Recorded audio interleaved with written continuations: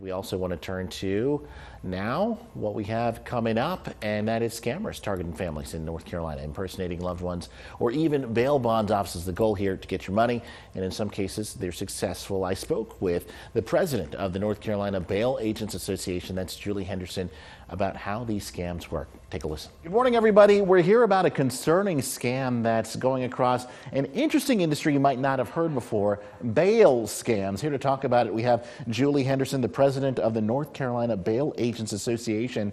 How did this get on your radar? So it's affected bail agents all across North Carolina for quite some time, honestly, and it's affected my own office. Sheriff's departments have been putting out warnings for quite some time. Bail agents have been calling in with their concerns regarding the scams. Clients have come forward, so it's been a multitude of things that have brought it to our attention. Julie, it's happened often enough that you're starting to notice patterns here with what's going on. How does it work? How do these people lose all this money? So they do prey on the elderly and those most vulnerable. They also count on getting a hold of someone who is not familiar with the system, and they put a lot of pressure. There's a sense of urgency that they truly put on the individual, and that if you do not do this and you do not do this now, then your loved one may not be able to contact you. They're going to be moved to another facility.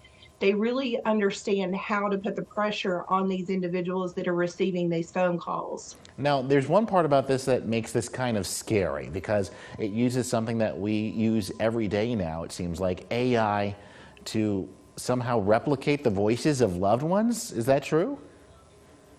There have been instances where AI has come into play and they have used those voices. Either they call the person, the actual defendant that's incarcerated, they call their cell phone, and then they can record their voicemail. They can then take that voice and try to alter it or use it. Do we need to have that extra layer of care when we post things online? I think we should always have an extra layer of protection over anything that we put on social media these days. But specifically, there are steps that these individuals who are receiving these phone calls can do to protect themselves. They can first reach out to the law enforcement agency that the loved one is reported to be incarcerated in. They can verify the information.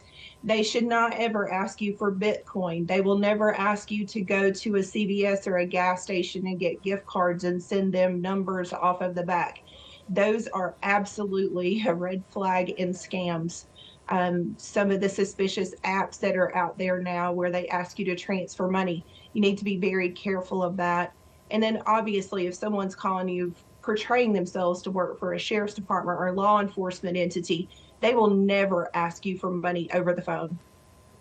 All right, thank you so much, Julie. I've definitely been taking notes here, and I hope our viewers do as well. No one wants to lose thousands of dollars, especially to a scam. You're keeping us ahead of the curve here.